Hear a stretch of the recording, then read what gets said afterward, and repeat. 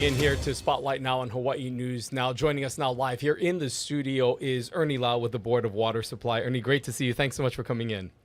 Yeah, thank you, Ryan and Yunji. I'm glad to be back. Almost the end of the year, and Christmas is right around the corner. You know, there is a lot that we want to catch up on. And of course, the Board of Water Supply playing such a key role in what was happening, obviously, at Red Hill.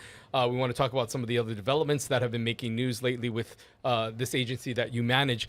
Let's start off with Red Hill and where things are at right now. We know that the status, the Navy has made progress in unpacking and defueling the facility. What other concerns do you have at this point in time right now about the process and where things are at with Red Hill? I'm very pleased with the efforts of Vice Admiral Wade and the Joint Task Force Red Hill in getting this far. They've unpacked or removed about over 104 million gallons at this point. Now it's a transition from moving from defueling to actually closure. So the last bits of fuel, the last drops of fuel won't be out during Admiral Wade's efforts, but it'll be the next Joint Task Force under Admiral Stephen Barnett that'll be responsible for that. Tell us a little bit about what this process has been like for you. We know that we've been speaking to you in various platforms for the last few years. You had a lot of mistrust toward the Navy and a lot of trepidation about how quickly they'd complete this task and how well it would be done. Has that relationship changed and evolved as this process has gone forward? There's one of the things I suggested at the moment they talk about defueling was, can you move a schedule faster? Because I think originally they were looking at completing that work by middle of next year, and they've actually about 6 months ahead of schedule. So I really appreciate what they did, and they were true to their word in terms of doing it safely and expeditiously. So I think they only had a few minor spills, which they contained.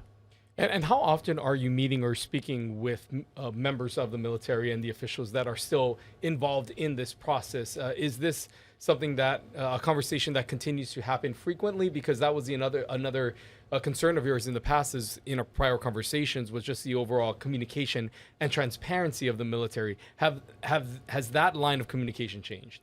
In terms of actually engaging with the military, and in particular the admirals in charge, there are 3 admirals in charge.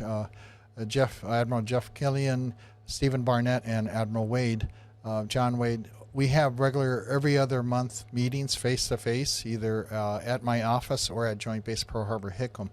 And the Vice Admiral Wade invited me to participate in the Defueling Information Sharing Forum, and we have regular meetings, I think, every other month. And, one of the issues that had come up in the past was the lack of sharing of data, that they were having some monitoring wells, but weren't actually sharing the results of those wells. Has that changed? I think you're talking about, Yunji, about we wanted to get access to, like, Red Hill Shaft to take water samples so that we could run the chemical analysis and determine what we're finding in the water. That hasn't worked out, and that's still an outstanding issue. But I'm glad you brought up the issue of transparency, because I think this is actually a great opportunity for the U.S. Navy and our Department of Defense to really step up on building trust with the community by being completely transparent. So keep in mind the Red Hill facility, the Secretary of Defense made the decision to defuel and close, and they're practically done with the defueling. There's still work to be done there, and won't be done until the last drop is out. But also this facility will be empty, and it will be on the way to permanent closure. So at this point, in my mind, there's no reason to redact or keep any of the information about the whole 80-year history of this facility. Keep it quiet or not share it with the community and with the Board of Water Supply and other stakeholders. Because we now move on to the task of addressing the past leaks of this facility. And the latest estimates that there could be upwards of 2 million gallons of past leaks from this facility over the 80-year history. Really, we want to understand what we're dealing with on the cleanup, the remediation, the restoration of the aquifer. One of the things that we've also talked about in the past was just the constant monitoring, because we know that it does take some time, as you've explained, that when a leak does happen, you're not going to see it right away, that it's going to require constant monitoring. How frequently is that happening, that you folks are going in and testing the existing aquifers to make sure that there isn't any other contamination? So I want to clarify there. Board of Water Supply has not been allowed to actually go in and sample from those Navy monitor wells or their drinking water source that's shut down. That's something we would like to do.